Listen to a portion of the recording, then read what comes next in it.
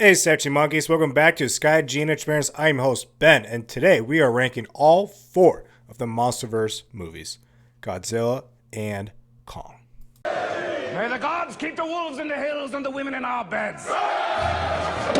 Alright, guys, so Legendary Pictures, the production company, they are the ones that got the rights for Godzilla and Kong to do this crossover.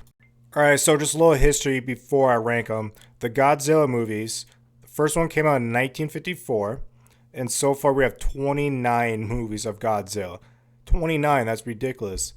And King Kong, the first one was 1933, and up to this point there's 9 movies of that. The last King Kong movie was the 2005 Peter Jackson, and then for Godzilla we had that 1998 one, which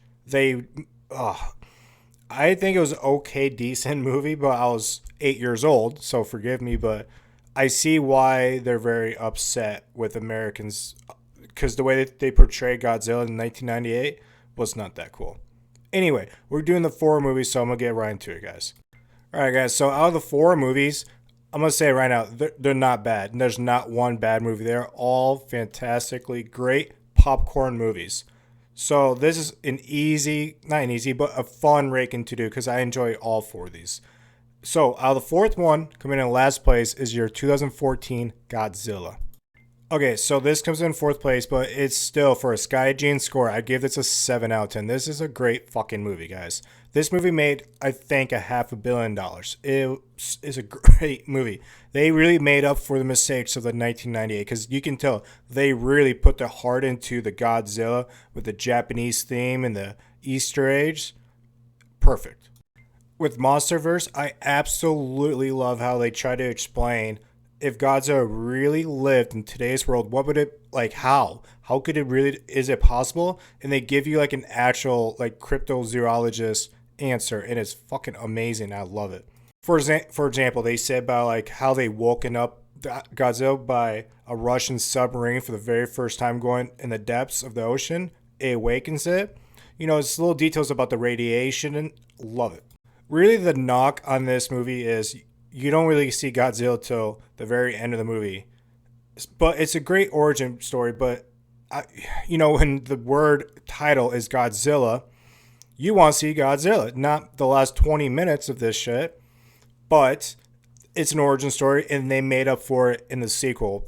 So just knowing that, it really helps. The casting in this movie is fantastic all across the board. Ken Watanabe, great. And then Bryan Cranston, they really carry this. The main guy, Aaron Taylor Johnson, of all his movies I've seen so far, this is not his best. Let's just put it that way. And you ask why? Because he's just flat. And it's really like his character is just kind of going for the ride. You know, he's just there, and he's surviving this, surviving that. All right, let's get to the good shit. So, like, the cool part about this movie, like the Japanese theme and shit, like, they start out in Japan, which is a great way to honor, Godzilla. And it's dope as fuck, the opening scene, but it's also sad as fuck. When the wife, I don't know, actually, that might be a spoiler. So, like, throughout this movie, Ken Watanabe, he has a watch from Hiroshima, and they talk about it in the movie. And of course, we all know how Godzilla is the allegory, the metaphor for what happened in, World War II of us dropping the bombs. So they bring that, it's a nice little, I just want to say Easter egg, almost. Godzilla's intro is so fucking amazing because, they actually make you wait. So by the time it's that point for Godzilla intro, you're like, okay, let's go. And the way they do it, how he goes up on top of the ship, gets me every time I see it. I had to stop and just watch it.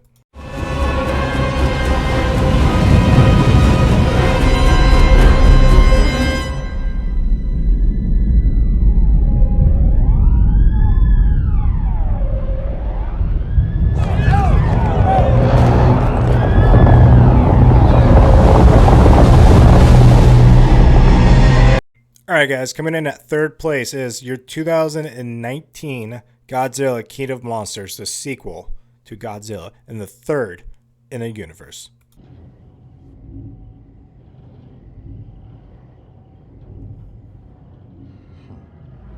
I gave this for a Skygen score a 7.5 out of 10. I absolutely enjoy this movie. The trailer is one of those trailers where it got me hooked. I absolutely love the trailer.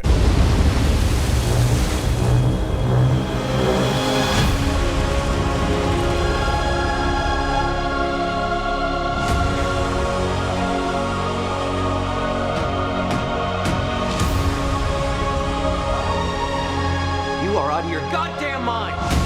I am sorry, but this is the only way.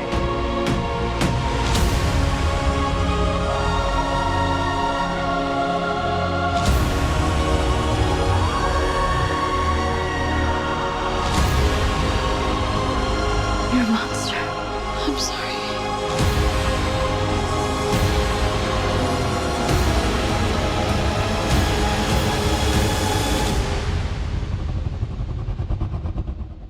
Long live the king.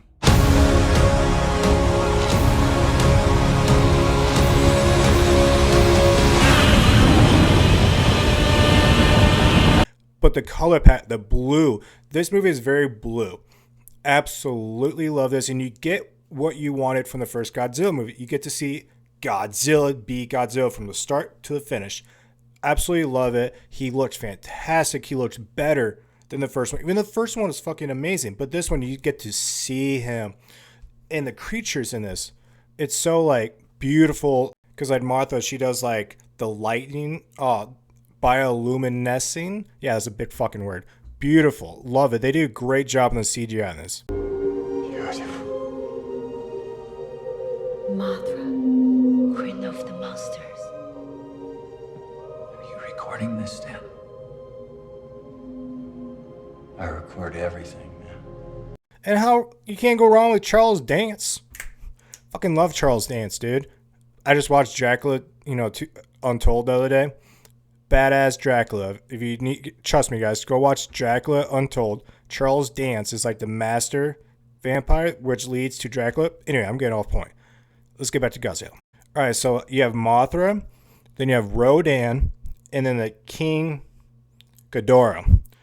King Ghidorah is like Godzilla's greatest adversary of all monsters. So you really get to see that in this movie. And that's what I love about this. It's not just one Godzilla. It's a lot of monsters. They even show one there, a map. And on the map, there's a dot of all around the world where the monsters are. Well, they call them Titans in this movie. And, which I think is cool, is perfect.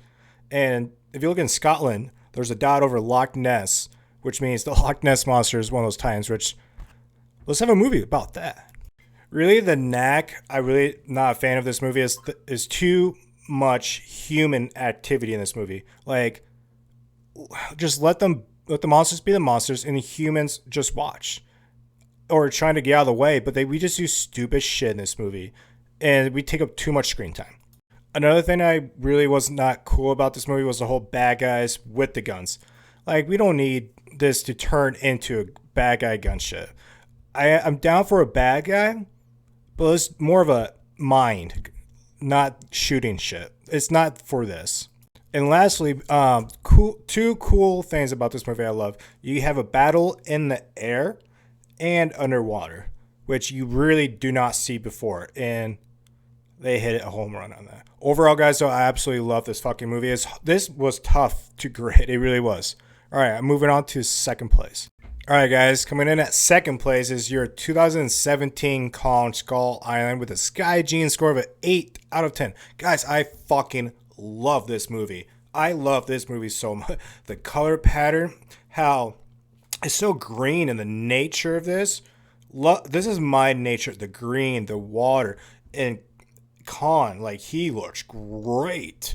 This is the music in this. Love this shit. Ants. Big ones. There's one. Sounds like a bird, but it's a fucking ant. And Brie Larson, I'll go anywhere she wants to go. Let's go.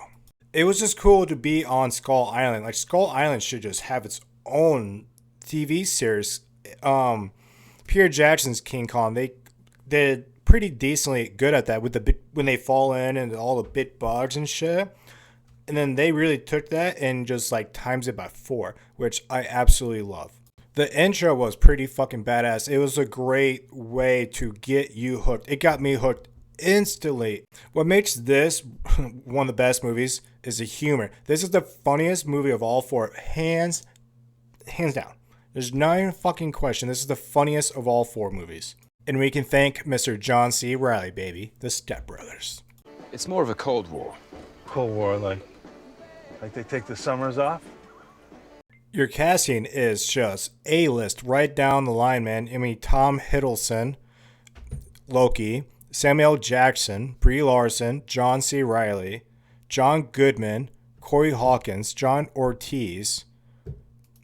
Like, this is incredible casting. Shea Wigman, Thomas Mann. Great casting. Fantastic casting.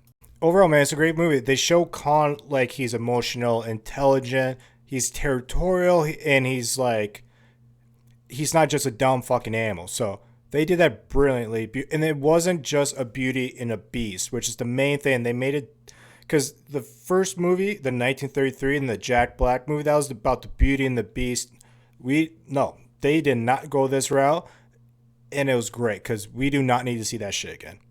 Alright guys, coming in at first place, it is your 2021 Godzilla vs. Kong, baby. I will. I just don't think it's a good idea looking for some secret weirdo off the internet. I mean, we just had an assembly about this. With a SkyGene score of an 8.5 out of 10, I fucking love this movie. One of the best popcorn movies we've had in a long time, and they delivered brilliantly.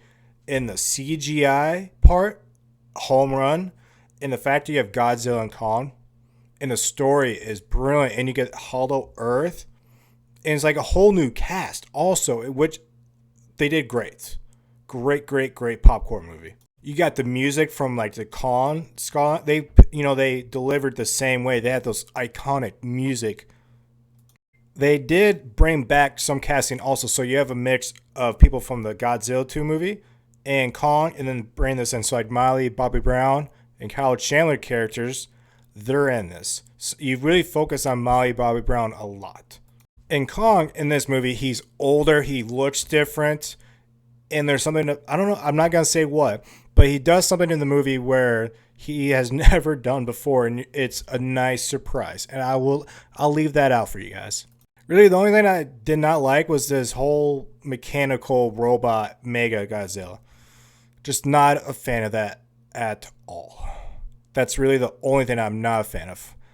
They had the monster. If you had the monsters from the Godzilla, the second one, the King of Monster, some of those, that would have been a fantastic fucking movie. But that robot shit, not a fan.